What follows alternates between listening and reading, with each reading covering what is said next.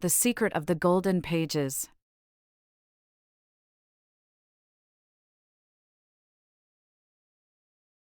Zimmethausen Technological High School Romania teacher, Cercel Ramona. Chapter 1. It's summer vacation.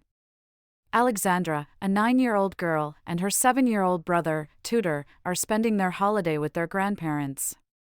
Their grandparents live in a peaceful village surrounded by hills and raise sheep. The children play all day in the wide open fields surrounding their modest countryside home. Today is a beautiful summer day. The sky is clear, and the sun rises slowly from behind the hills. As the sun grows stronger and the air becomes warmer, the children retreat to a cool room in their grandparents' house. There, they discover a book with golden covers titled The Magical World. Excited, they open the book, but to their surprise, its pages are completely blank, no text, no illustrations. Curious and imaginative, Alexandra grabs her colored pencils and starts drawing. She creates a rainbow, flowers, and an enchanting magical world. Tudor eagerly joins in, adding his own sketches. They touch the vibrant pages of the book, and suddenly, their wish comes true. The siblings are transported through the book into the magical world they had drawn. They find themselves riding winged unicorns, soaring through skies painted in every shade of the rainbow. The unicorns speak to them and promise to take them on an extraordinary journey to discover. Welcome to the land of sweets. A soft voice was suddenly heard. He was a funny and very friendly leprechaun. You have arrived in a magical land in a world of sweets. Here, the houses are made of flavored gingerbread, with caramel doors and white chocolate walls.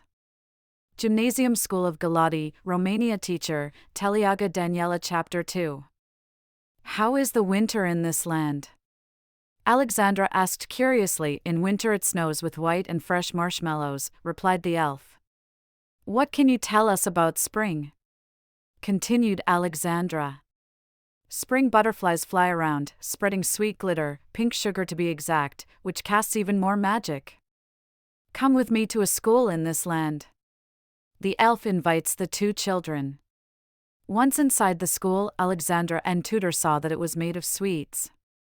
The benches were made from wafers, the board from a piece of marzipan, and the marker from a colored sugar stick.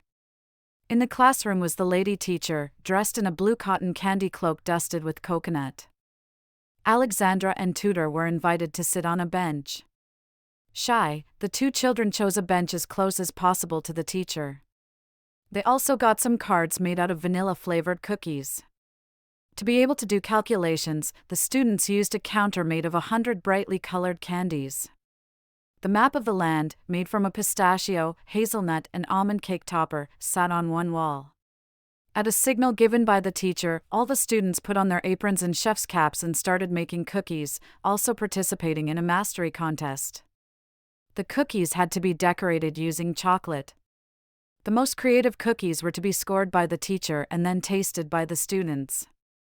Without having experience in making cookies, Alexandra and Tudor did not get a satisfactory score. Disappointed, the two left the classroom with the cookies they had made. They looked disoriented and the goblin was no longer around them. Too much sugar in this country, Alexandra said. Excess sugar spoils our teeth. You're right, how much the rotten table hurt me, replied Tudor. 5th grade primary school of Myrsini Ilias Greece teacher, Bratani Pinelopi. Chapter 3.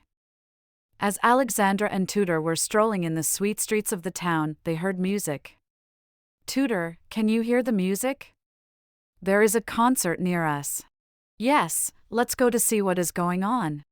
Alexandra and Tudor ran right straight to the field and they saw a group of musicians on it.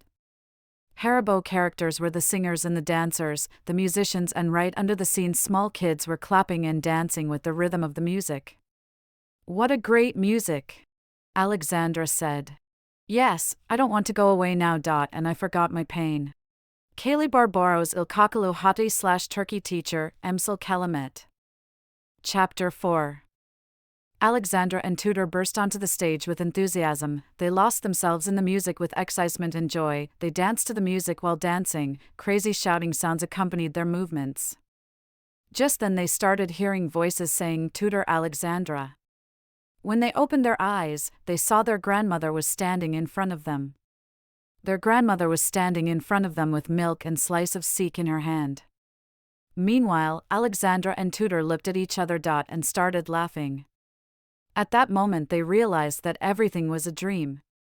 They lived happily in this charming village.